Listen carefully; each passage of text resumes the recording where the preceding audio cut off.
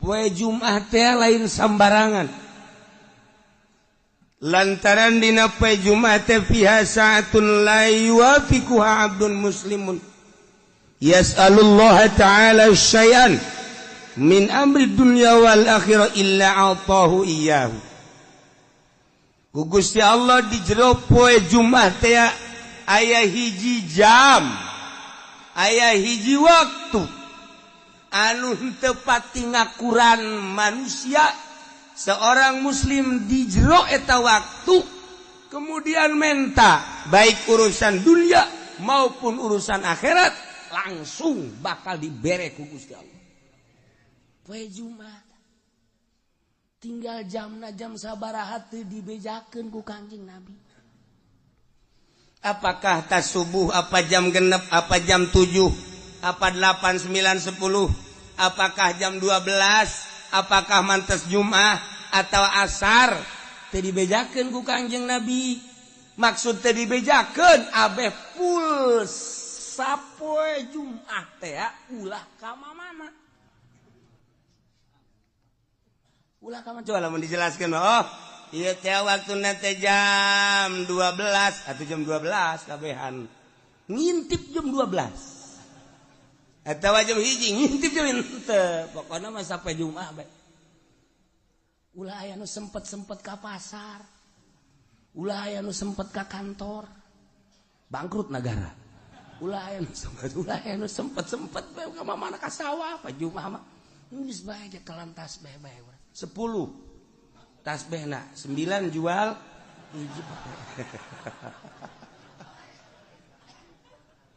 atuh siapa jualan keneh bae. Nah ieu poe Jumat lain lalagaan sebutna ge sayyidul ayyam rajana poe Jumat. Mentak diprediksi mungkin bae waktu ijabahna teh sabada azan Jumat. Sabada azan. Tah, sabada azan di dinya waktu ijabah. Cek sakaol sabada salat sunah. Begitu azan langsung salat tas setelah salat sunah. Cek sakaol mah memeh imam naik ka mimbar di dinya gegeraan mentak. Begitu imam keur naik, ya Allah minta dunia Gusti, mobil.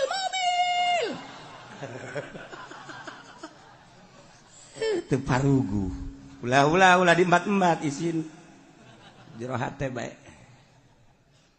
Siksa kaul mah antara khutbah 2. Khutbah ka hiji diuk tah di jero diuk di dinya waktu ijabah. Siksa kaul mah beres khutbah kedua memeh dilaksanakeun salat Jumat. Siksa kaul mah ta salat Jumat. Siksa kaul deui mah jam 1. Siksa kaul deui mah bada asar. Siksa kaul deui mah memeh azan maghrib. Tanu mantak poe Jumat mah geus bae ngintip jam bae. Di mana asal didinya pas orang mentang guys diberi langsung asal orang pas di waktu eta guys. Masya Allah ngan modelna eta okos Lailatul Qadar. Lailatul Qadar teh kan teu dijelaskeun ngan kebiasaana malam-malam ganjil padahal mah teu kitu. Kebiasaana malam lilikuran padahal teu kitu. Bebelasan gaya nu manggihan Lailatul Qadar.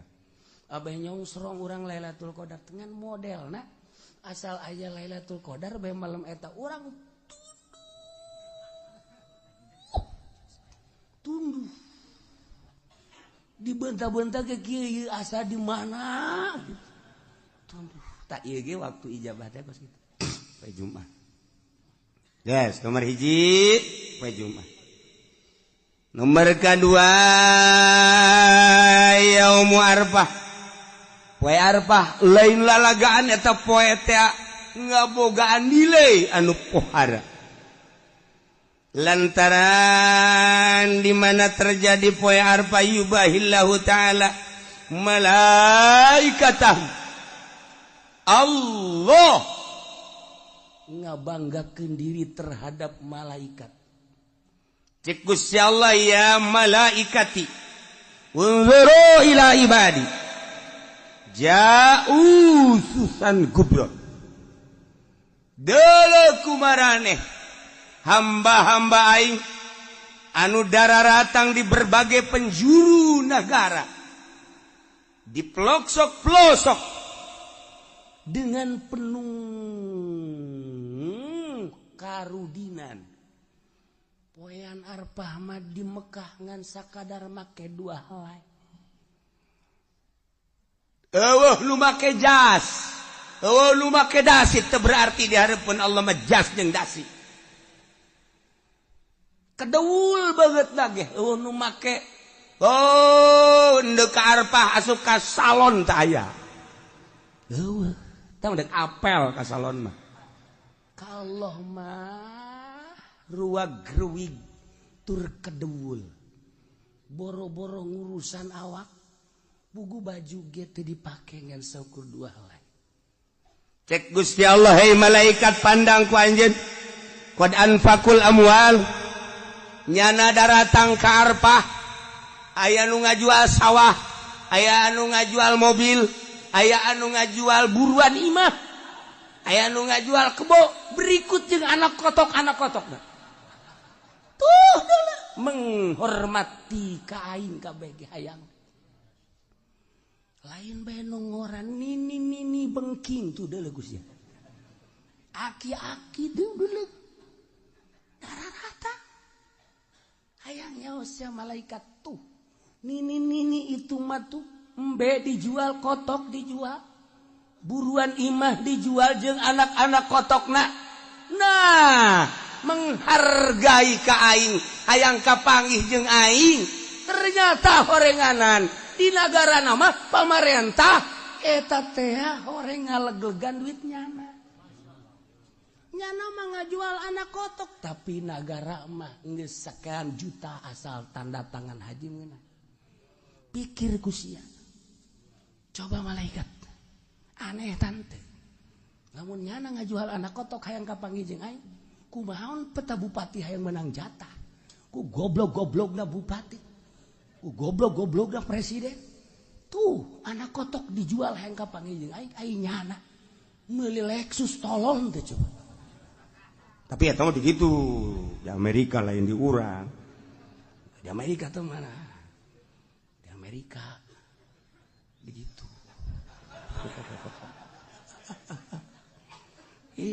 Sedih udah. Haju ngadagoan nagis ya nyaho malaikat. Aya anu 5 tahun. Bejana cenah di Indonesia mah 27 tahun. Kabur malodar sih. Hayang kapanggih jeung aing tuh. Taha. Saksian ku aranjeun kabeh geurage. Hajuat Abul Abdan. Isyhadu inni ghafartu lahu. Tidak terkecuali nu aya di Arfah wa aing dihampura kabeh dosana. Untung jasa jelema nu di Arfah. Untung jasa jelema nu di Arfah. 2 tah poe Arfah. Hiji poe Jumat, 2 poe Arfah. Geus urang dia atuh poe Arfah geus ulah make ihram bae. Sanajan di dieu ge. Urang ngaji pene make ihram, nah aing nurutan di Arfah bae sakieu teh geus teh. Ya kieu bae geus set. Aju daharna ge di lapangan. Nurutan di Arfah bae di ditu. Ulah nyisiran banan kayak anakna mawa ka grogol geus.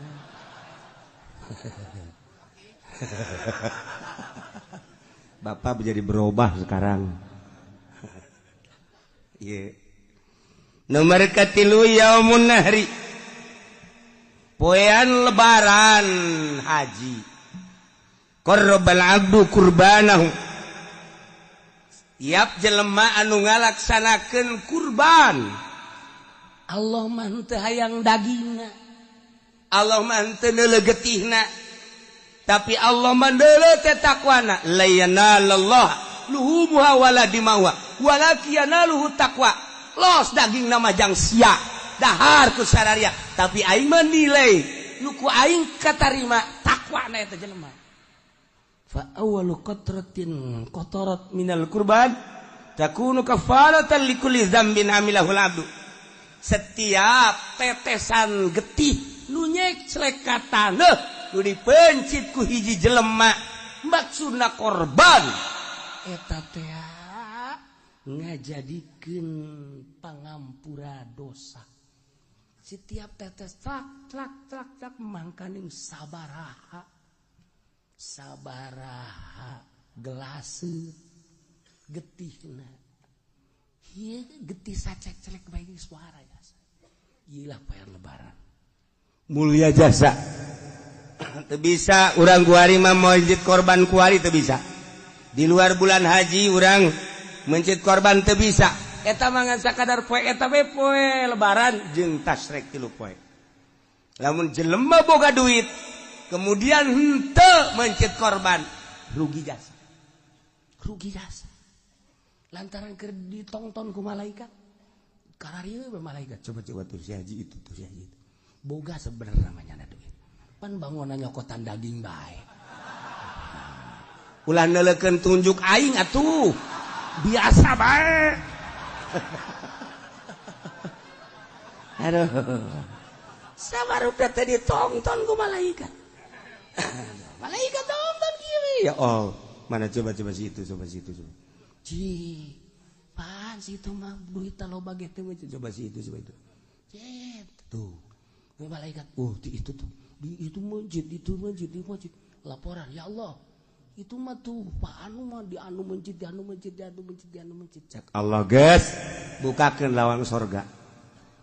Bukakeun lawang sorga, buka. Lantaran geus dihampura dosa. Masya Allah. Pokona mah geus siapkeun kuari duit jeung celengan. Jang meuli kebo. Sapoe 1 juta urang jeung celengan. Duitnya di mana? Geus amun sapoe 1 juta teu bisa, sapoe 500.000. Yang celengan berarti lamun kuari datang ka lebaran 14 poe. Nah, jadi berarti lamun 500.000 seperti itu. Berak. Kabeli kitu embe Garut. Bude teh. Wah, cenah kiai duit teh boga tuh sakitu mah. Geus bae tuh sapoe 100.000. 100.000 berarti kuari datang ka lebaran sabaraha? 1 juta. Nah, kabeli embe cisoka. Embe kacang nu leutik.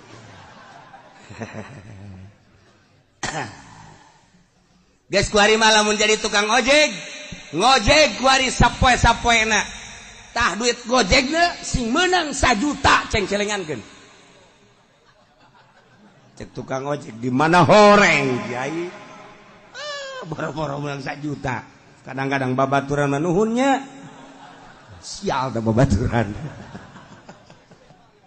Emang ge ai babaturan manumpang nuhunnya urang heuheuh eta tukang ojek teh atuh biasa we tapi lamun aya jahe mah cet deuk mayar ge enggak usah ikhlas saya mah udah jadi langganan aja dah saya mah ridho sial tuh tukang ojek. Masya Allah. Geus mah deui teu puguh karu. Eueuh logak naon direm. Hut. Karasa yang nyenud ka dieu. Tukang ojek teu bareres. 2, 3, 4 Yaumul Fitri. Poe lebaran fitri. Eta teh lain sembarangan poe lantaran diawali ku puasa. Setelah selesai puasa sebulan nyana seakan-akan dek nyokot gaji berangkat ti imah masing-masing ke masjid untuk mengambil gaji. Cek Gusti Allah syahidukum ini qad ghafartulah. Kaing dihampura 4 hiji poe Jumat ngeus kolot manggeus bae. Geus poe Jumat ulah ka mana? Geus kolot bang geus bae poe Jumat ulah ka mana? Ulah ka masjid-masjid di imah bae. Teu beres tok. Jumat, Yaum Arfah, Lebaran, Haji, jeung Lebaran Fitri. Poe nu opat eta mah lain sambarang. Nah, eta teh Sidina Umar teh di mana eta meunangna? Pertimbangan cek Sidina Umar, salat zuhur 4 rakaat. Ketika dijadikeun Jumat jadi 2, nu 2 deui adalah khutbah. Khutbah teh adalah bagian daripada salat nu 2 rakaat. Mentek teu beunang sambarangan khutbah eta mah ulah ngaco-ngaco sebab salat keneh. Hiji kudu boga wudu, 2 teu meunang ka kitu buka aurat, nomor katilu teu meunang ka pasil. Teu meunang ka pasil lantaran salat keneh. Mata ulah acak-acakan banyak khutbah sagala nyaritakeun kabeh. Khutbah nyaritakeun Agustus, khutbah jarang nyari teu beres eta mah khutbah salat nu 2 rakaat teh jadi khutbah. Mentak geus teu bagus teh kudu ditarjamah eta mah salat. Pengertianana salat. Geus lamun deuk ditarjamah meunang cek fikih narjamahkeun nu dibaca lain ader-aderan. Ieu kuarikan ader-aderan tungtung nama orang jadi hebat henteu ngadengikeun khutbah sugan tambah takwa aja henteu. Ya karena itu tah geus balikan bahasa Arab daripada besi ngarusak. Meundang diterjemahkeun narjamahkeun babacaan nu dibaca. Ai nu dibaca nangan sabaris ai ngacona boh. Mun teu ditek-trek ku masyarakat trek terus bae terus. Eta bangke turun khutbah maning dirantai khutib kos kitu. Asupkeun ka sumur. Nah eta. Jadi pengertian adalah lain khutbah ceramah gaganti salat 2 rakaat mutatadina zuhur 4 jadi 2 deui jadi khutbah geus khutbahna teu meunang ngaco. Aya aturanna geus khutbahna ge kudu aya hamdalah, kudu aya sholawat, kudu aya Quran, kudu aya wasiat, kudu aya doa Allahumma ighfir lil mu'minina wal mu'minat. Doa eta teu sah salat kabeh. Dak perhatikeun aya aturanna ieu mah lain sa khutbah-khutbahna. Teu diuk teu sah. Sebab diangkat sarakaat.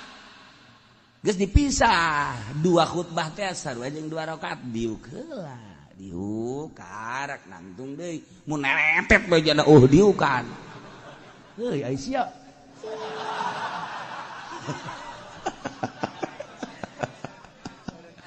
goblok sia aing ge garusak salat aing sia.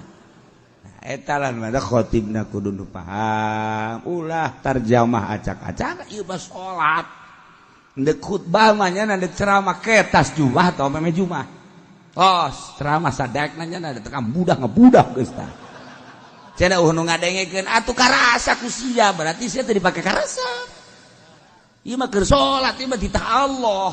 Tungtung nama pan kulantaran salat ieu kan anu ngadengkeunage teu meunang teu ngadengkeun. Idza sa'idal khatibu 'alal mimbar fala tatakallam. Wa may yatakallam fala faqad lagu. Wa man lagu fala jum'atalah. Deuk kumaha coba? Di mana khatib naik ke mimbar ulah ngomong awas urang. Lamun ngomong berarti lalagaan sia lain keur salat. Wa man lagu fala jum'atalah teu boga jumat sia teu sah. Ye atuh mah khatib berang lalagaan. Bila perlu main coklat di dieu. Ye atuh khatibna kudu dula-dula pan ieu kos ge berarti robah khutbahna atuh. Geus babarodo masyarakatna atuh khatibna kudu pinter. Oh ngarusak aing khatib khutbah aing ulah dipaksakeun berarti barodo geus atuh bere penerangan atuh ku khatib bere penerangan ulah datang ka ngarusak salat teh ieu salat Jumat rusak atuh kabeh di karubah ge acak-acakan tah ieu keur sakalian nyaritakeun Sidina Umar ieu guran ieu nu mantap 40 gaganti ta'zir. Nah ieu ge khutbah gaganti salat 2 rakaat jadi khutbah. Hendak teu bisa teu meunang teu buka wudu hati-hati. Jeung teu meunang lalagaan. urang bae urang nu ngadengekeunna teu meunang nundutan nya salat nundutan imang geus azan Allahu akbar Allahu akbar Allahu akbar Allahu asyhadu an la ilaha illallah geus bare nangtungnya masih khusyuk jasa aju nu digigireun ngantep deui imam geus mulai Allahu akbar bismillahirrahmanirrahim nya kakara kudang ya deuk nangtung isin deuk diuk bae pan ada salat kumaha aing cek saya sih hade ya urang bae urang heula mimitian sing rapih jangan masjid nu rapih sebab ieu mah Jumat salat ieu mah lain lalagaan bisi aya khatib adu ngaco urang henteu bisa negor khatib pindah salat Jumat pindah ye urang di dunia moal kebel dibawa acak-acakan ku khatib bloon ieu teu nyahuan bawa eta salat acak-acakan segala jaritakeun ngaler ngidul ngetan kul tarjamah keun dibaca lain haju acak-acakan hai tarjamahkeun alhamdulillah hamdan katsiran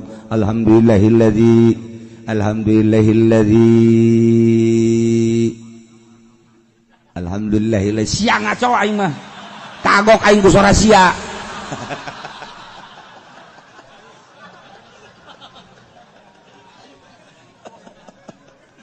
aduh masya Allah nah tarjamahkeun terus ayat terjemahkeun wasiat terjemahkeun aya diterjemahkeun mah peureuna naon narjamahkeun usikum iya ya bitaqwallah kula wasiat ka kaula jeung kamareh kabeh takwa ka Allah sing hararade teu naon tah beres Jumat imamna main catur pan tadi usikum ayuhan nas tegap ayuhan hei manusia ditatak lah turun khutbah main catur geus bandingan bakeun golok ai sia takwi usikum naon sia hah hayu jeung aing main caturna sia golok tah eta khotibna nu bener ulah main tujak tunjuk khotib asal khotib bae nyandakan wasiat malulu ayuhannas ittaqullah waf'alu khairal la'allakum poharata poar urang kadinya da ka khotib Assalamualaikum salam jangan nonton TV aing teu senang khotib kos kitu ya Allah ya Rabbi ieu kan salat masalahna ai ceramah mah kipudoli acak-acakan los tah lain salat tamanya nama sapira bisnis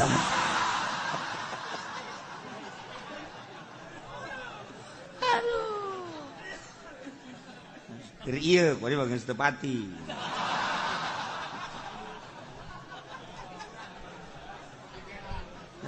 ya Allah ya Rabbi karim karena perubahan-perubahannya nama daerah ya perubahan siapa bencana kadangin aku orang kutub berapa nih coba ge jadi bayar ngomong kan aku tuh berapa di kos gitu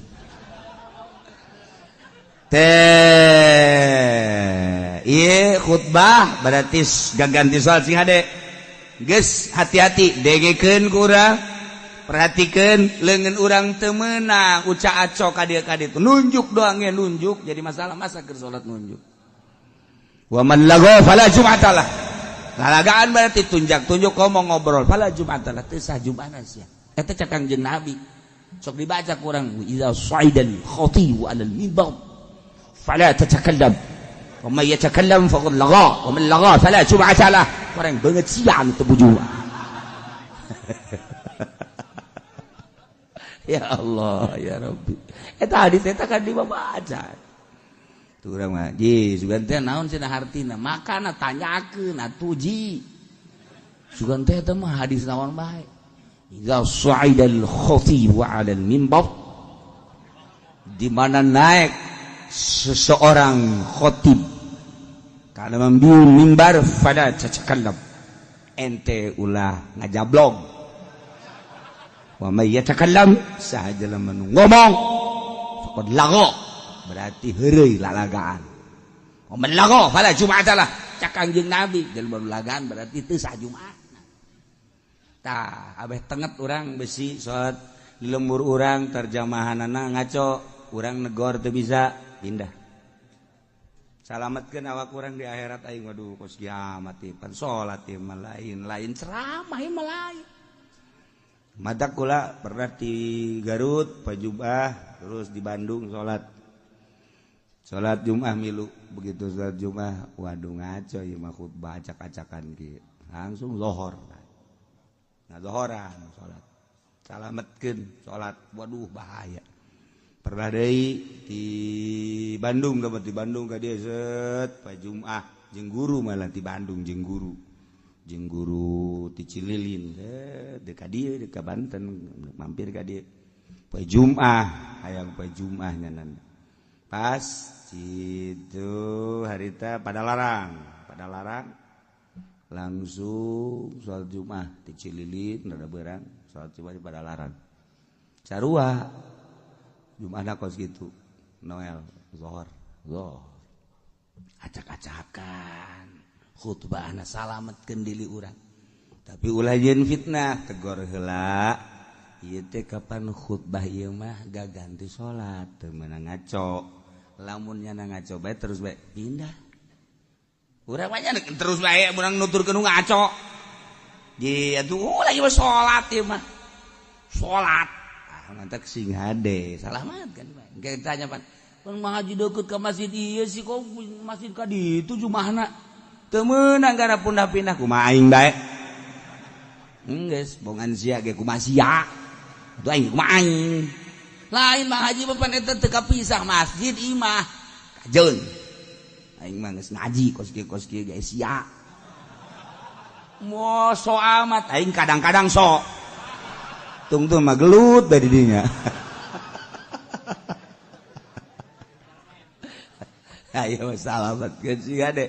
Urang kan moal kebel di dunia, ajung ke di akhirat urang aduh lamun ka neraka ku gara-gara urang salat Jumat teu ditarima deui kumaha coba. Ye salat Jumatna cek malaikat teh rusak. Padahal mah teh nyaho, pan sia ngaji bae. Teu didengekeun, saekeun hulu sia ku aing sia. Cek malaikat, neraka sia. Kumaha aja mah urang emang Sayyidina Umar bisa ngalawan ke malaikat. Potongan urang mah pan gepeng. Bisa tah mantap ke Sayyidina Umar urang minta tulung ka Sayyidina Umar. Umar tulungan dia aing jatuh wau ka sia. Sia tilok hadiah tilok naon tilok aing. Endeu kumaha coba. Ketika hiji manusia hiji umat di negara kemudian ku Gusti Allah teh diturunkeun seorang nabi titah dakwah ngajakan nauhidkeun ka Gusti Allah umatna dirinya teu percaya ka nabi tersebut inkar ku Gusti Allah selalu diberi siksa dengan cara siksaanna teh ku kasangetan fakir penderitaan gering dibere ku Gusti Allah teh paila datang ka hes timbul penyakit maksud Allah kitu teh supaya berpikir manusia la'allahum yatadarra'un la'allahum yadurra'un dibere susah ku Gusti Allah dibere garing manusia maksudnya supaya jelema tadarru ka Gusti Allah nurut ka Rasul nurut ka Nabi nu diutus ku Gusti Allah DPDP supaya tunduk supaya ngarendahkeun diri anu dimaksud kadituna supaya percaya iman ka Allah iman ka para nabi-nabi Allah subhanahu wa ta'ala eta umat nu baheula teh kitu teh heula tah eta teh sebagai contoh nu baheula cak Gusti Allah terus datang ka Kangjeng Nabi Muhammad datang ka sahabat Kangjeng Nabi Muhammad teh dikitukeun bae bakalna kayak dibere susah, dibere gering. Maksudnya supaya iman ke Allah. Indonesia baheula teh di zaman kitu Belanda. Urang mau nyaritakeun di zaman Belanda. Dongeng-dongeng bapak urang baheula, emak urang baheula. Ngeunahna cente lantaran eueuh roti. Boborosan kunyana dicabut geus mah boros pare geus mah boros kalapa boros panan pandan dan lain sebagainya di dahar kunyana kunaon eta lantaran eueuh bala-bala di dahar kan kunyana susah kabladieuna terus kaleuweung diteangan kunyana buat tangkal ieu yang ngeunah ieu aya sueg dicabut dibawa ke imah terus dipasian terus dikulub golotrok di dahar di kalapaan caknya langeun aya tetanggana nu nurutan fajar sueg kunyana horeng badur mabok nyana eta kan zaman eta teh zaman susah nah ieu zaman susah ya diberes susah ieu keur zaman harita baheulanan zaman nenek moyang urang baheula. Jadi geunah bejana sagala derwak ngeunah nu asak mah sagala cente ngeunah sagala kingkit ngeunah sagala kitu katokak ngeunah sagala rupa kudu eta atuh kapan eueuh dahareun nu aya eta atuh geus lamun urang nyaritakeun zaman kamari ieu beuh nyabot dangdeur masyaallah segede jempol teh di pasianan di dahar atah-atah isuk-isuk ku amis yak nyana loba dahar ku ari mun teu nyeri beuteung kunaon sebab eueuh dahareun zaman eta mah ngeunah jasa zaman kula bae ge lamun urang ngadahar kitu nyaritakeun tentang ngadahar naon dangdeur atah pernah ngadahar kitu huwi nu atah ngeunah ngadahar sao atah ge ngeunah sao atah ya Allah ya Rabbi ku ngeunah eta sao teh komo rada mengkal-mengkal mah ya Allah sao atah tidak nu mantak baheula lamun aya rujak tumbuk teh rujak tumbuk mantep jasa lantaran sagala araratah araraya ngeunah kuari mah kuari loba dahar teu ngeunah nu kos karitu nah ieu dibere hararese ku Gusti Allah tapi eta jelema lamun ba'da magrib breng ngararaji ka imah ustad nu tinggalin ngaraji kabeh mari ustadna ge teh yang dibayar jeung hayang-hayangan ge nu mayar ieu eta masuk kalah duit teh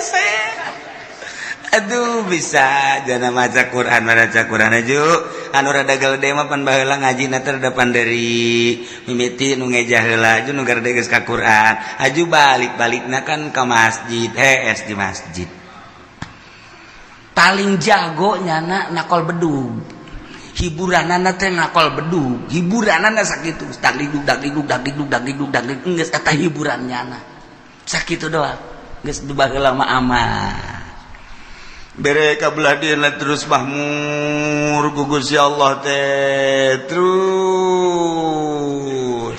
engke paroho deui ka Allah jadi bere susah deui ku Allah kuari leleti kanan ya kieu bae ini mah keur carita perorangan we ulah kabehan ada perorangan ini kege kaharti kakabehan ge kege kaharti kakabehan Waalaikumsalam nuh Kiai doakeun kula mana kula dek dagang Kiai aduh boga modal supaya maju bae namun maju mapan masjid tuh omeaneun jangnya teh pondok pesantren amis ngeunaheun kadengena kana ceuli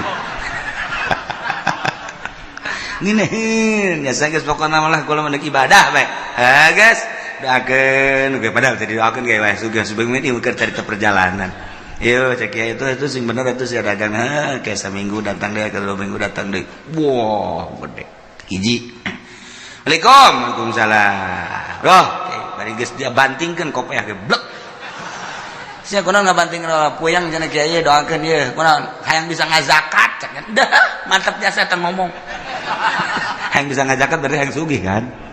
Hayang bisa ngazakat cenah kulit teu bisa ngazakat lain hayang ngasugih teh inggur hayang bisa ngazakat, hayang nyaho ibadah zakat. Sia ngomong pinteran teh tah. Berarti hayang sugih ya. Adoakeun lagi cenah kudu maju. Guys, sebulan sekali datang, sebulan sekali terus dibere maju ku Gusti Allah. Nuka hiji maju, nuka dua maju, blek rada lambat kayak makanya 3 bulan sekali. Ligo begal, kiai hampura tuh bisa kadieu bulan-bulan kemari mah. Gua ada sibuk gua masalah sih. Ieu mah doa bae geus kiai set. Balik deui nya ka Jakarta atau ka gede 1 tahun teh datang. Assalamualaikum salah. Aduh kiai gua kan bisa lebaran doang cenah ieu ka dieu. Kurang emang sibuk cenah masyaallah. Geus doana bae kiai mah pokona mah jauh di mata dekat di hati masalah. Segala dalil segala tuh. Dalil-dalilnya nah tuh gak masalah.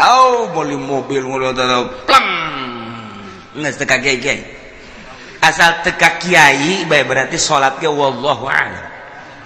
Sholat ke wallahu a'lam aya zuhur ke asar henteu aya asar zuhur henteu kabelah ditu lah zuhur henteu asar doang zuhur mending geus sekaligus ulah henteu keur ngalamun mah sholat ngana ge henteu deui sugih diberi amruk menang 5 tahun sugihnya atau 10 tahun berat ke dunia tuh ngaranna plak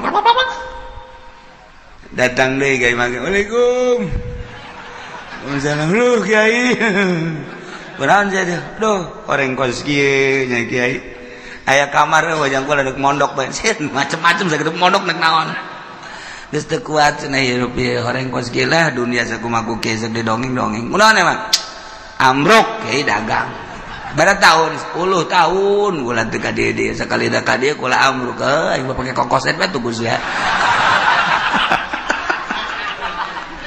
teu meunang tak kiai ngomong kos kitu teu meunang ieu keur carita doang segala kokoset segala naon tah ieu keur carita bae jelema susah datang ka kiai berarti kan carita kiai berarti nyana ngadeukeutan Allah senang ka kiai kajian ieu mah keur carita ka kiai padahal mah hakikatna mah ngajauhan ka Allah kan tuh jauh keur susah mah jelema deukeut ka Allah keur senang mah jauh ka Allah nu matak hebat jasa jelema lamun keur loba sagala deukeut ka Allah hebat jasa carang jelema deukeut ka Allah teh mun geus kajepit jasa tinggal buntut tapi utak bae eta bisa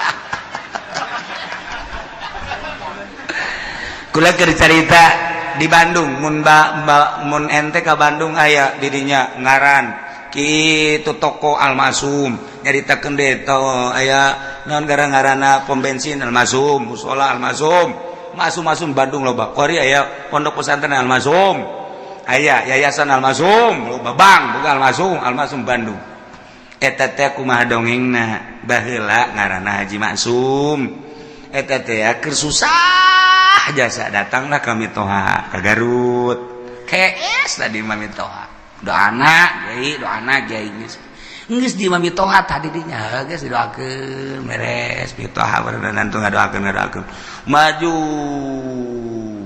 maju amruk deui tas maju teh teu ka imam toha teu ka imam toha amruk ka imam toha deui masuk ngedeng deui di imah TS deui biasa doakeun maju na teu kira-kira pohara jasa miliuder Bandung geus lah geus datang ka pae teu kapanggih geus teh masalah ieu mah keur carita masalah nyana ge teu bermasalah ieu mah keur carita kos kitulah dunia poho dunia mah ka Allah tah ka Allah tah datang ka pae teh teu kapanggih teh jeung mitoha tah lantaran nyana teh urusan dunia Masya Allah Karim aya deui moal dicaritakeun tah di Bandung aya anu boga kitu Majalaya nu boga pabrik samping keur susah datang ka guru kula datang terus ada senang susah deui datang deui dia datang senang deui terang senang pohara jasa senang kadeuleuna padahal hutang gede senang baheulana ka eta dunia mah kos kitu. Nah, mata ku Allah ieu keur nyaritakeun di dieu. Ieu keur nyaritakeun ieu teh. Wa ma arsalna kunna fi qaryatin min nabiyyin illa akhadna ahlaha bil basa'i wad dharra tepati ngutus kaula ka hiji nagara diutus seorang nabi kecuali ku kaula teh disiksa ahlina nu mantak disiksa lantaran teu percayaeun ka nabina ngabohongkeun ka nabina ku Allah disiksa teh lain di kukumaha heulanan dibere kesulitan yakni kapakiran dibere kageringan gering luar biasa keur carita perorangan cara tadi keur cerita secara umum keseluruhanana nu diberenya susahnya gering beuh ieu mah naon kitu ngaranna murag di tangga katibah tangga nya susahnya gering geus pupurieun ieu mah anjo diusir ku pemajikanana beak anak ngajauhan geus bae eta tah ieu dibere susah ku Allah maksudna naon supaya tadarru ka Gusti Allah la'allahum yadarra'u urang we kos kitu kesusah deket ka kiai zarah ka kiai zarah barang susah barang sugih henteu henteu kudu loba jelema loba diurangkeun nu kos kara itu teh ambalaya nu matak lamun stabil bae jelema keur susah cinta Allah geus sugih cinta Allah berarti kan nyana henteu kagoyangkeun ku lobana dunia berarti istiqomah hebat jarang 1000 hiji kan henteu asal naik bae mulai geus kamari mah bisa tamat Quran sabulan sakali ku ari mah Quran ngan di deuleu doang eker kamari mah rada susah teh bisa babarengan jeung babaturan barang kuari sugih geus teu bisa babarengan jeung babaturan kamari ieu mah keur rada susah teh bisa seserian barang sugih mah tuh geus teu bisa kuari mah sibuk Bandung teh Surabaya teh Singapura teh Jakarta teh nah eta teh kos karari itu teh engke poho ninggalkeun setik kan itu urang we kuari lah malah ke salat sunah lah mimiti teh salat sunah terus kabelah dia ke mabadiah bae lah cuma qobliyah jeung badiah henteu kabelah ditu mah bisa-bisa teu salat kabelah itu bisa teu salat tak eta kos kana ditu tah eta teh teguran ti Gusti Allah nah jelema diutus nabi ku Gusti Allah sebuah negara lantaran kacau teu inget ka Gusti Allah utus nabi dakwahnya sagesa dakwah teu percaya disiksa ku Allah dibere kesulitan carana teu hujan-hujan lamun geus teu hujan atuh taneuh dangkal batal teu jadi mimiti nu kesulitan teh kapan munding sapi domba kabelah dieuna jelema kesulitan lantaran teu aya cai ti luhur teh diturunkeun cai ti handap panas eueuh cai cigolah jelema nang Allah cak Allah ayo coba sia dek kumaha coba baheula turun nabi kuari mah wali Allah mah teu kanyawan ulama nyaritakeun ulama kade cek kiai teh sing loba dumadeus ka Gusti Allah urang ti Allah dibere umur ku Allah bakal balik ka Allah persiapkeun urang yang menghadap ka Allah kemudian sing hade urang ieu lempang di taneuh Allah urang mah bangun tenang-tenang bae padahal mah taneuh Allah teh neuleukeun ka urang langit neuleukeun ka urang tangkal kayu neuleukeun ka urang mah teu boga asa dideuleukeun teu boga rasa dideuleukeun kok kadituna teu boga rasa dideuleukeun ku Gusti Allah jauh ka Gusti Allah malah judi malah mabok teguran ti Gusti Allah dibere susah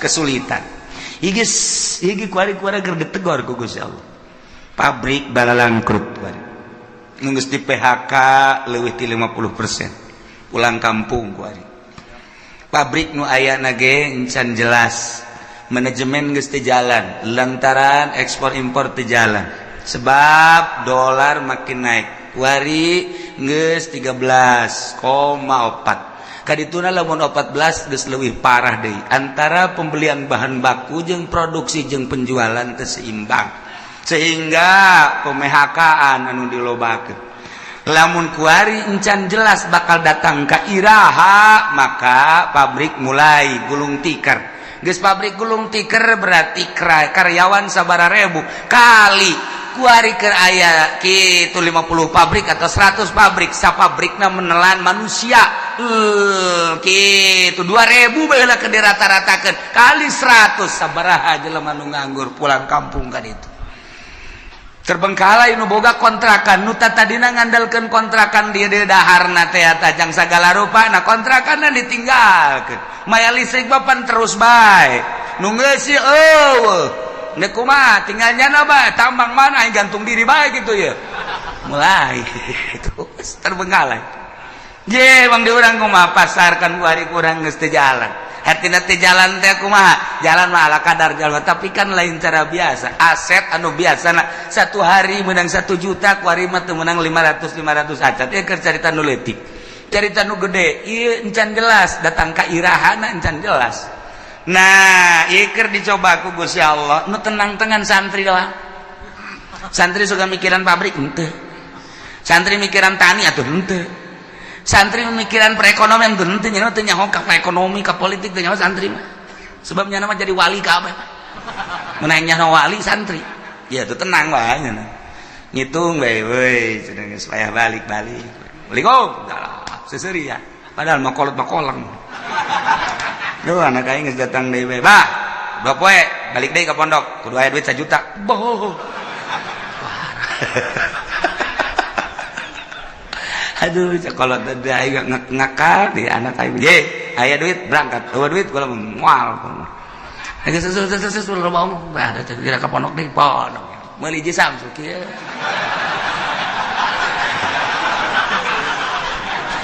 Atuh nyaritakeun politik balik gigi. Nyaritakeun ekonomi duit aing ngambala ya taloba cenah. Geus cenah mah atuh geus nya mah jadi wali bae pokona mah geus. Nah, bang tenang-tenang mah geus jadi santri geus. Geus ngitungan bae ngaji mah tilok. Ngitung balik deui bae. Teu nyaho santri mah.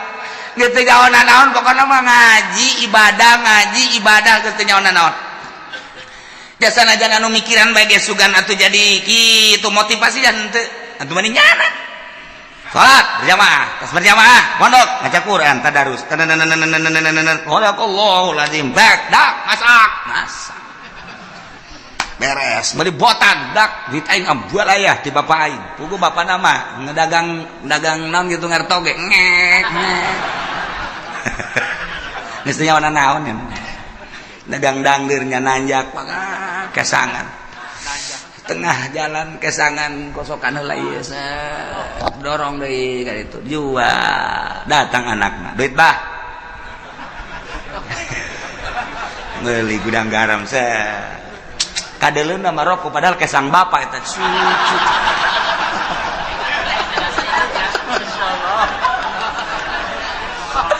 tapi juga boga pikiran atuh henteu ya bapana ge ikhlas karena Allah lantaran cak bapana aing ngarido jasa aing dagang dangdeur capek ge tah pake ngabiayaeun sia komo sia bisa ngaji teu bisa ngaji ge aing nitipkeun ka sia teh keur macaan Quran ngajelaseun Quran hadis eta teh ucapan Allah ucapan Kangjeng Rasul geus atuh pokona mah aing mah penting mah sorga we coba mantep teh coba yeay kolotna ge senangeun ya eta teh nyanaan nu di dalam akhirat coba sakola hayo mere duit tak 3 juta jadi ibadah wallahu a'lam nu dibaca anak kitab naon dan lain-lain sebagainya jadi ibadah kalau wallahu a'lam datang deui minta duit hak tak dipake poya-poya ku anakna keur carita bener bae heulanan sakolana wallahu a'lam jadi ibadah wallahu a'lam teh ge buka tuh hate sia bego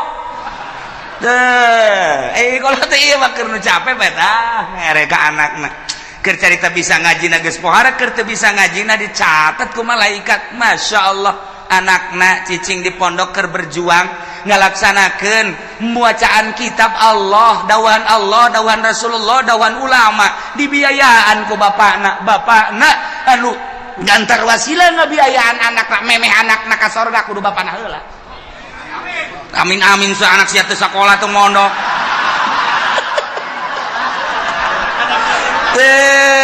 iya emang wah gitu Masya Allah Karim pohara jasa aja tatanggana saya ke mana dia ke pondok ye tungguan ngodok kantong nunggu jero tungguan bahasa gede jasa cek budak merena yuk. Oh, set 5.000. Ceknya nanti aing nggak daguan ngodok kantong mangel. Ya 5.000 doang. Dari geus mere-mere. Masya Allah, mantap kula inget baik. Kula mau bejakeun jelemana. Waktu kula keur mondok aya seorang pengusaha sok mere ka kula. Nah, dek kapanggih. Aya deui urang di nu sok mere. Tek datang ka kuari inget baik. Kuari geus marah naon? Kuari sok dihadiahan bae ku kula bu aing baheula teh meuli kitab dibiayaan ku eta seorang pengusaha. Tah, kuari sok dihadiahan bae lah garati anu ternyata ge pasti aya. Akhirnya teleungi tah hate teh tah nyana ngabiayaan teh sok mere mun balik sok mere aya deui dulur mun munda balik menta tah mah atuh dibagi-bagi ku Allah ge nu mere aya nu menta aya lah ieu mah keur carita mun muka mata hate urang blak atuh emang na hirup deuk di dunia doang beuke geus di akhirat blak. Masya Allah, begitu seorang santri, ustad atau kiai ditimbang amalnya bagus, sorga. Hei, cak pengusaha. Malaikat, ulah kali ke sorga kan? Emang kunaon gitu? Ulah kak. Emang naon hubunganan? Ayah hubungan gede jeung kula. Ulah ke sorga kan? Ji naon heula? Ke tanyakeun eta kitab nu dibaca kunyana nang meuli saha? Tanyakan. Tad, emang boga kitab nang malikeun sa? Aya nang malikeun Pak Anu. Bener? Tuh Bapak Anu mana tuh rangkulannya. Bari ngarangkul bang ngarewas aja kan tuh kasor. Jadi tuh atuh usul lain mah pokokna mah ieu ustad bisa baca Quran esa kaca kitab pan kitab nanti Bapak bejakeun ka Gusti Allah eta kitab nang ti Bapak gitu bejakeun ka ditu di cek ustad teh teu bisa kitu bejakeun ka malaikat malaikat bebeja Gusti jadi aya nu ngotot bae ieu pengusaha hayang milu ka sorganya na emang nyana boga amal naon amalna mah teu pati bagus ngan meulikeun kitab eta sabab wasilah santri bisa ngaji ku sebab dibelikeun ku nyana jeung sok dibiayaan ku nyana aduh cak Gusti Allah geus sok ka sorgakeun mah je lamun urang neuleuh ka dinya tah emang kumaha gitu ulah-ulah eta kapan dongeng Kangjeng Nabi aya jelema nu maot teu boga amalna naon ulah ka dikanarakakeun cak Kangjeng Nabi pan gitu coba sugan wau tante nyana teh pernah ngaji tante jeung kiai tanya pernah ngaji henteu pernah bareng jeung kiai teh kitu bejakeun pernah bareng jeung kiai teh henteu waun teh jeung kiai bejakeun waun teh jeung kiai henteu ieu mah budak pamosrongan ieu mah gaji tilok waun teu bareng henteu pan puara tah mah coba pernah henteu ka imah kiai bae tanya siapa pernah ka imah kiai henteu masyaallah ieu henteu sabaraha henteu cak Kangjeng Nabi liwat pernah teu ka imah kiai barang ditanya si pernah teu liwat emang dia mun liwat pernah eta ge neangan embe kula leungit liwat ka imah kiai aya nu ngomong eta cenah imah kiai jadi kula nyawa geus kasorgakeun berarti nyana eta nyahoeun ka imah kiai je atuh komo nu ngararaji di dieu tah eta nu ngabiayaan sarana agama mah kos kitu lain lalagan eta dongeng Kangjeng Nabi ditanya heula coba pernah ngaji henteu pernah waun henteu pernah bareng teh jeung kiai henteu pernah ka imah kiai teh silaturahmi henteu wow pohara jasa ieu mah sama sakali cenah mah ieu liwat ka imah kiai eta doang eta ge neangan embe salam tuh mau imah ngabiayaan kan pohara jasa Masya Allah nah ialah tepati-pati kaulah ngutus seorang nabi ka hiji nagara kemudian bangsana jeung umatna ngabohongkeun ka eta nabi kecuali kaulah nyiksa ka ahli nagara eta ku cara dibere kesempitan kesusahan anu luar biasa perekonomian teh jalan pertanian teh jalan dan lain-lain sebagainya teh jalan sulit luar biasa wadbarro jeung penderitaan gering timbul gering-gering segala gering darah tinggi segala darah rendah segala ginjal segala macam-macam gering jelema teh geus mah kitu segala makroni segala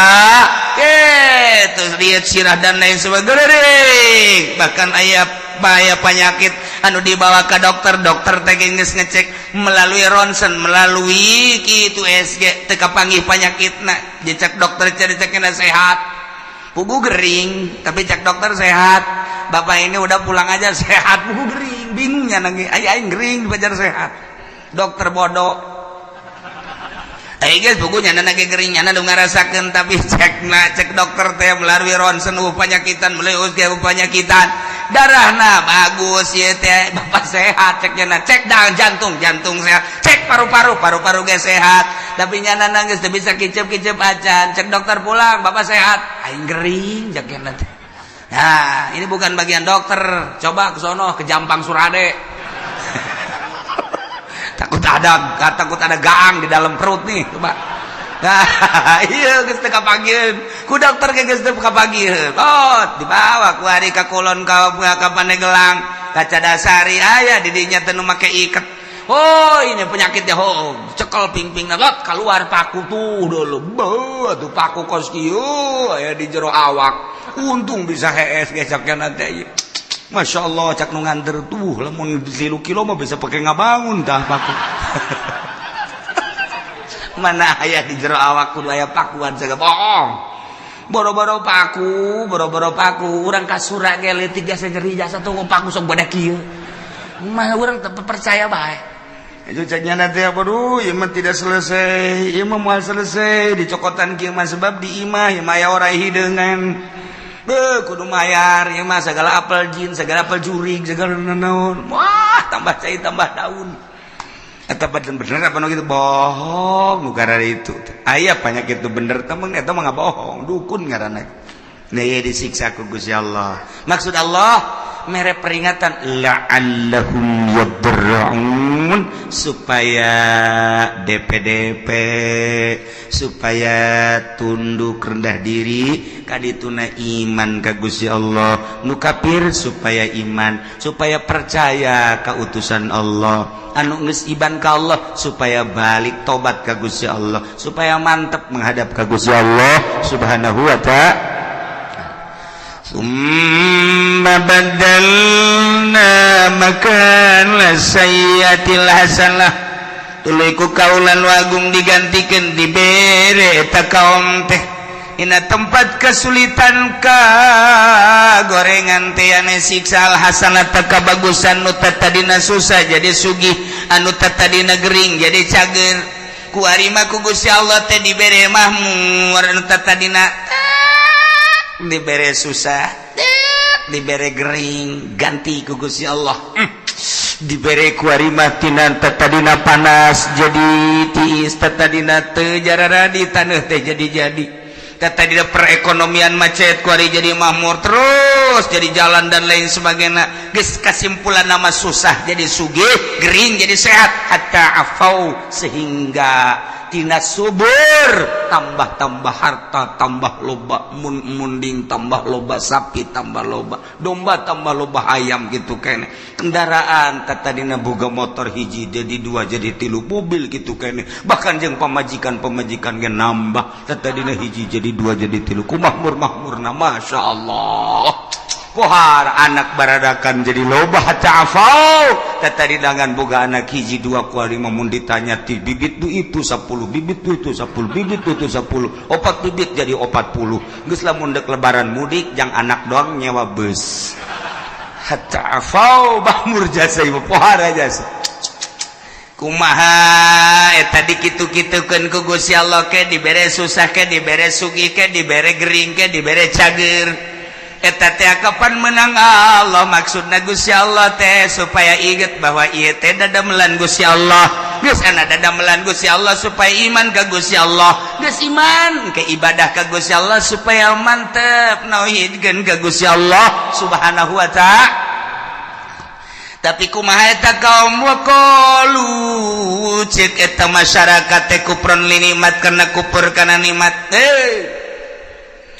sing hade tama kikituan tekod masa abaana dara wasarra bapa moyang urang baheula ge osok dikitu-kitu baheula ge lain osok dikitu-kitu emang geus terjadi ke susah ke sugih ke paila ke subur tiba lagi kitu ke perekonomian macet ke perekonomian teh jalan atau tiba lagi derek moyang urang kitu sarua jeung urang ieu teh ulah ditekadkeun bahwa ieu ti Allah wa hadhihi adatud dahri ieu mah emang geus kos kitu bae kaayaan zaman masa guari geus aya di ceuli urang loba jasa ketika aya gempa urang mah nyaritakeun ieu teh peringatan ti Gusti Allah ieu teh siksa ti Gusti Allah sebagian ngomong ieu mah kejadian alam dicaritakeun angin topan deg urang mah nyaritakeun ieu teh peringatan ti Gusti Allah siksa lantaran di dinya teh aya sumber maksiat anu teu katahan mungkin bae perzinahan mungkin perjudian mungkin bae di dinya teh segala kredit dan lain sebagainya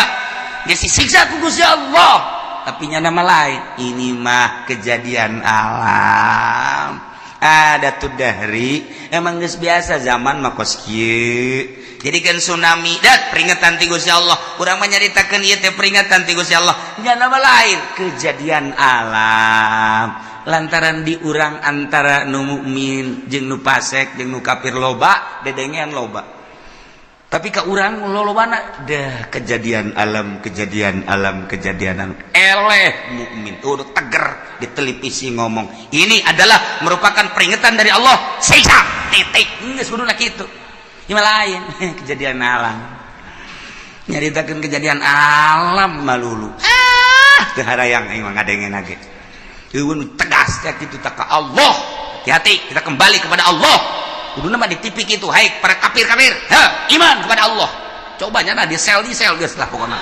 nekat guru ieu mah kejadian alam deui da iya jelema nu kalalupur nikmat teh ngomongna teh qad masa'abana dara wa syarra urusan kos kieu mah tuh bapa moyang urang emang kakeunaan baheula aya susah aya sugih aya panas aya tiis aya masyarakat aya menan gitu ngaranna aya keur paila aya keur subur atuh baheula ge karari itu ke Gusti Allah dibere angin teu Gusti Allah engke ge aya angin ke gempa emang ieu mah wahadi ada tu dahri walasat biuqubatin minallah lain siksa Allah ieu mah kejadian alam tiba heula na geus kitu nurun ka urang ayeuna nu mantat caknya nanggeus pakunu ada ma antum ada geus sing araya maneh mah maneh bae geus ulah nyaritakeun Allah geus mah lain siksa Allah lain kejadian alam maka lamun ku Gusti Allah geus diperingati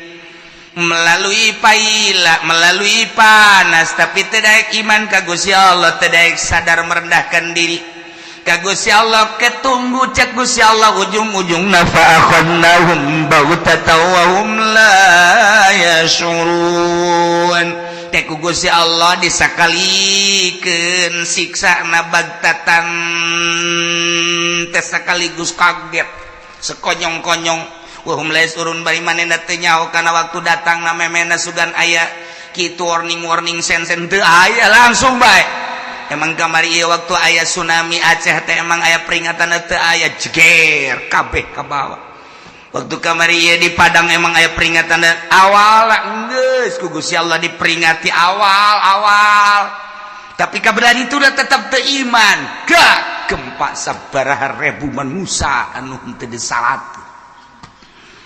teu Sukabumi gempa Garut gempa Yogyakarta gempa nu kuari mata anu ceulian nu pengkor anu leungeunnan dan lain sebagainya masih kadeuleu keneh kurang Yogyakarta teh tapi tetep teu iman ka Gusti Allah awas cak Allah namun ku aing kuari peringati melalui panas ku aing diperingati teu aya hujan sawah-sawah batela dan lain sebagainya hawa anu sakieu geus teu benyatu jeung urang panas luar biasa eta teh sing inget sia-sia teh nang aing ieu cuaca nang aing panas nang aing balik atuh ka aing cak Gusti Allah lamun sia balik ka Allah aman ku aing sia tapi lamun sia teu balik ka aing ieu kejadian alam deleukeun ku aing sia lamun ku aing teu didatakeun bagtatan awas tuh mentak ngeri urang sing lobakeun istighfar kuarege ka Gusti Allah Subhanahu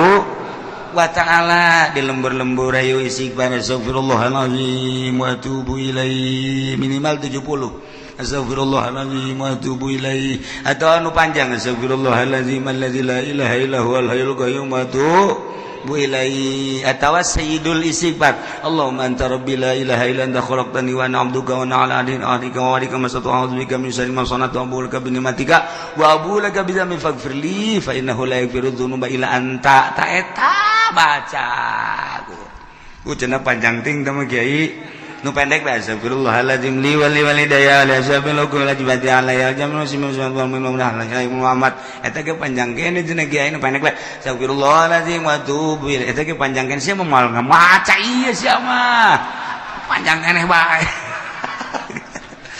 lobakeun baca istighfar balik ka Gusti Allah Subhanahu wa ta'ala lantaran hujan-hujan anu aya di sekitar urang encan hujan murni sing ade encan hujan murni ieu mah hujan buatan teh pemerintah supaya ulah ngebul teuing mantap urang tetep sulobakeun istighfar ka Gusti Allah Subhanahu wa ta'ala ieu kurang keur dicoba ekonomi keur rada carut marut bagi anu bergelut di perekonomian kuari emang kerada carut marut pertanian ribuan hektar nang Allah aya nu geus kekurangan cai urang kula seserian di urang aya hujan lain hujan asli sebab hujan asli mah diawali ku guludug jeung kilat ieu mah guludug kilat mendung hujan sing inget hujan asli awal kilat jeung guludug ketika guludug jeung kilat lain asli hujanna ieu mah sakadar peringatan jeung urang hati-hati ulah obrot teuing tetep urang make caina lobakeun istighfar ka Gusti Allah Subhanahu wa ta'ala ajakan di lembur ku urang babalik ka Allah komo datang ka kafir-kafir arasub Islam minimal urang nu agamana Islam tobat ka Gusti Allah Subhanahu wa ta'ala walau anna ahlal qura wallahu a'lam.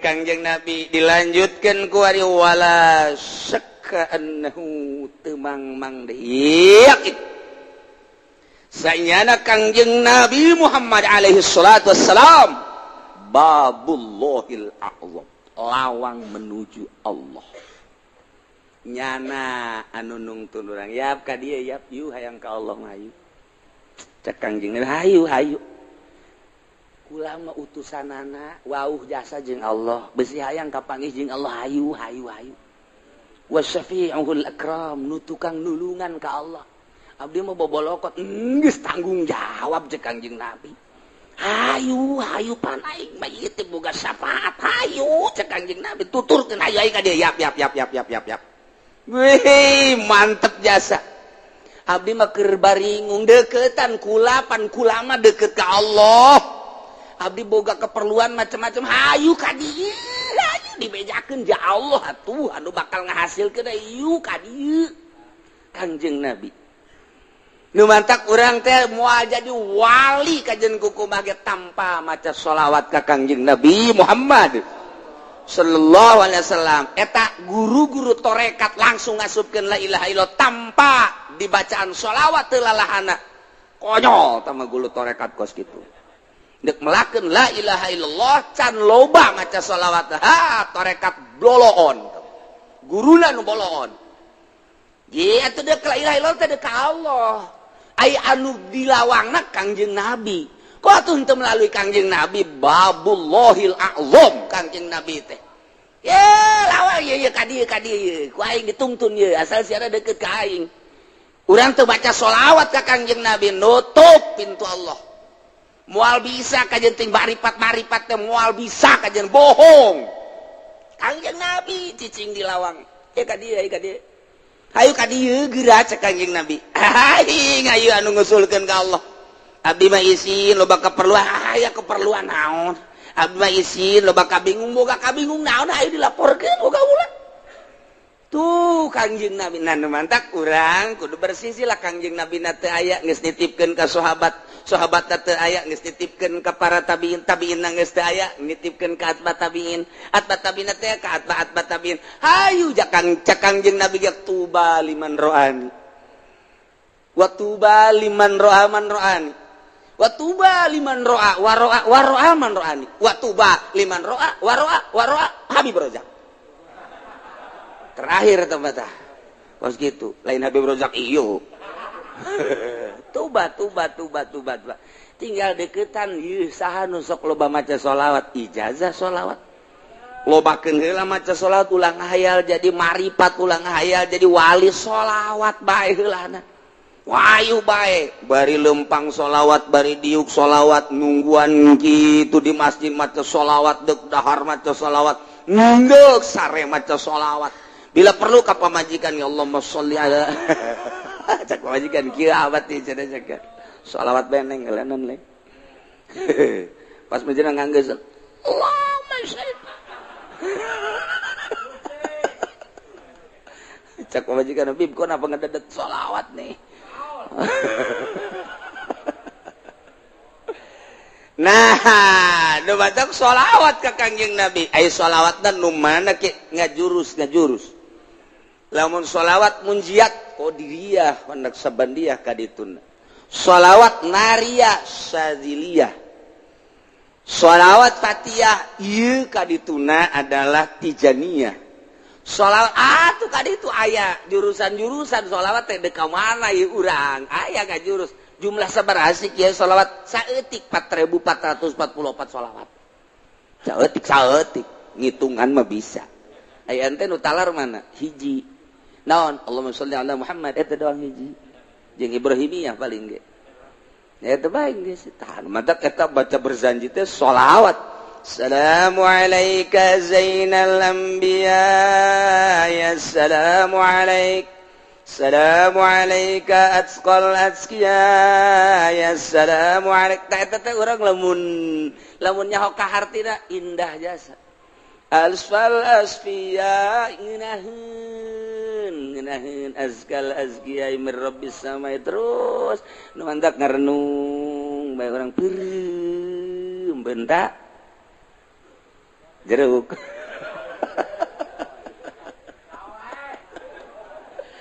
Masya Allah. Nah kos gitulah. Nikmat jasa Kangjeng Nabi hayu. Depikeun Kang ke ku sebab sering jasa urang maca sholawat. Haju urang ngahayal sabisa-bisa urang. Ngahayal teh make ilmu, kaistimewaan Kangjeng, kemuliaan Kangjeng sehingga kagambar Kangjeng teh dina hayayan urang, dina benak hati urang, kakasepan, kagantengan, kagagahan, kaistimewaan zahiran wa batiran moal teu ngimpi urang. Moal datang ka teu ngimpi kajen kukum age nu dihayalkeun eta. Okos urang ngimpi ngahayal hayang mio, ngimpi. Urang ngahayal hayang mio, kaimpi. Urang naik mio. Wah, dina impian, nabrak kebo. Barang hadena ngimpi, aduh, lamun nya nabrak kebro cilaka cak gadat. Ngimpi nya hayang kawin jasa kasih neng, lain hayang kawin jasa kahayal-hayal kasih neng. Aduh, hayang jasa kaimpi. Kapanggih dina impian neng Masya Allah padahal mah dina asli nama teu bogoh dina ngimpi mah bogoh asli mah henteu geus ditolak sababaraha kali geus ditolak sababaraha kali teu useuh dina surat lagi geus aya kos gituan tah nonsen macem-macem lah dina impian mah nyana daekeun nyana kurang dibawa waduh kos film India Romi Yuli kapanggihnya wah aja gugulingan kos dina film India ngobrus aya kali gejemur ka kali sial adena ngimpi doang tah eta teh impian teh nu mantap kabagi aya impian anu asli aya impian kembang aya impian khoyal tilu urang ngeuli gerege kitabna ya gitu atau aya karangan Imam Ghazali Ta'birur Ru'ya aya Ta'birur Ru'ya nu meuli kuring leutik aya karangan Imam Ghazali caritan ieu supaya ngimpi nu asli sebab jeung Kangjeng Nabi bapan teu bisaeun setan ge setan teu bisaeun ngarupa Kangjeng ku sebab urang terus-terusan bae komo tah mah macana amsara taifu manawa fa'arraqani wal hubu ya taridul ladzati bil alami maulaya sholli wa sallim daiman abada ala habibika khairil khalqi kullihim ta'am sarati fuman wa farqani wal hubbu ya'taridul ladzati bil alami maulaya sholli wa sallim daiman abada ala habibika khairil khalqi kullihim min amsarati fuman.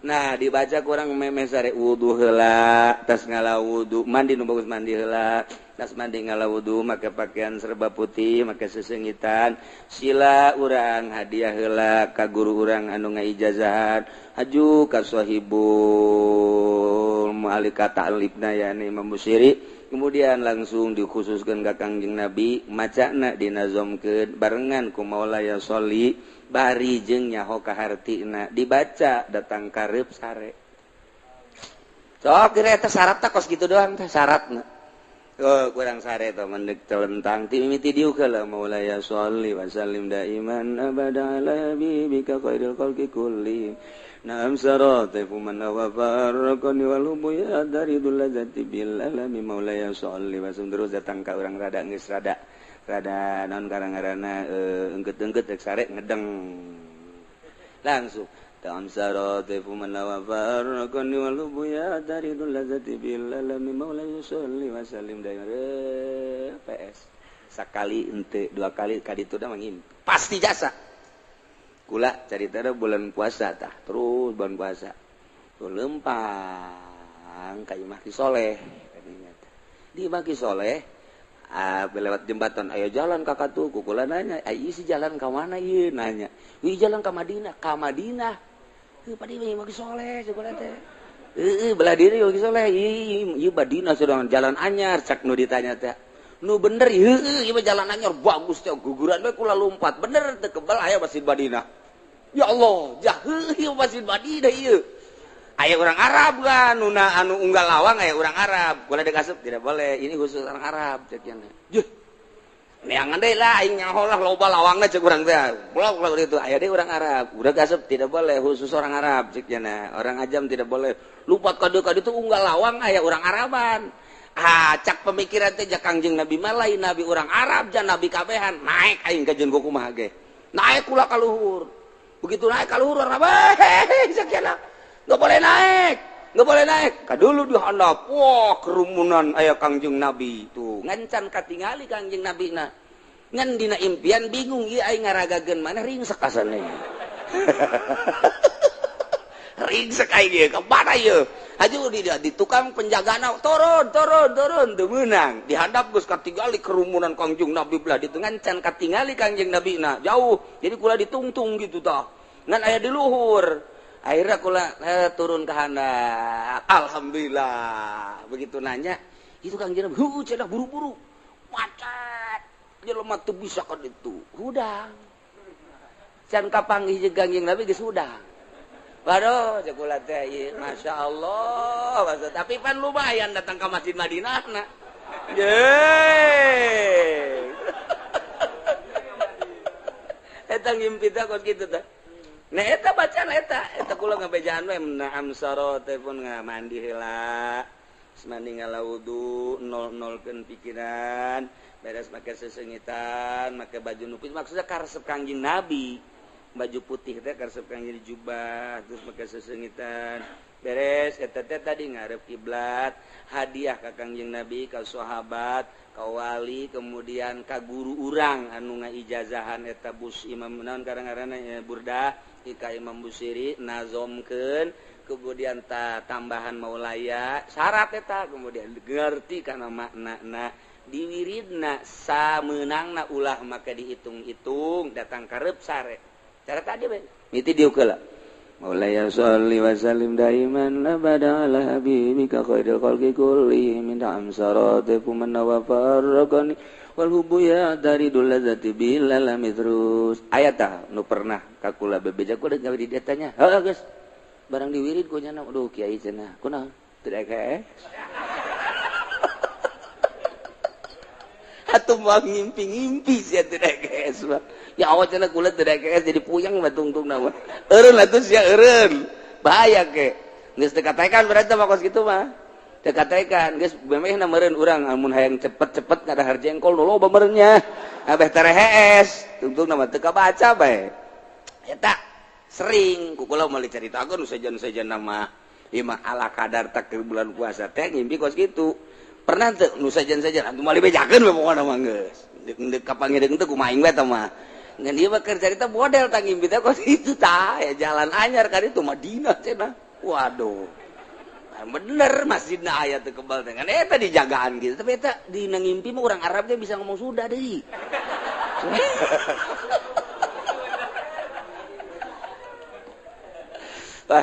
abah bebeja baheula abah waduh tas ngimpi kasasawan teh bebeja ka kula bebeja aduh abah anu ngimpi kepanggih jeung Kangjeng Nabi pohara jasa eta mah geus pohara aju di Madinah eta mah lain ngimpi aneh abah mah manta kaju 3 poe teh ka masjid da abah moal ka masjid cenah 3 ieu mah heulanan kuda henteu bebeja asa sare asa henteu aya Kangjeng Nabi nu mentek atuh teu ka masjid abah asal eta kitu asa 3 poe masyaallah geus saya caritakeun lah tah eta wiridanna eta ngan abah terus munjiata nu paling dia tah munjiat tunjina mentek kudu diijazahkeun heula tah eta Kangjeng Nabi asal geus urang kapanggih pernah kapanggih jeung Kangjeng Nabi be lain neuleunan naon ihina neuleunan teh hina eueuh deui pang indah-indahna ngimpi kapanggih jeung Kangjeng Nabi mah indah jasa nikmat jasa kababayang bae deui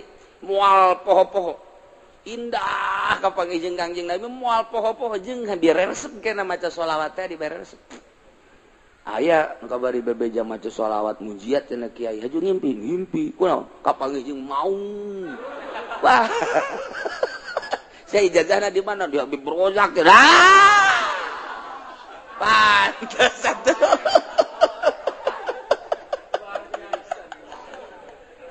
aduh masya Allah atuh untung tak kapanggih jeung maung sia aduh gagah maung mah ih salah ijazah masalah teh sia nyaho cenah diberen aja kos kitu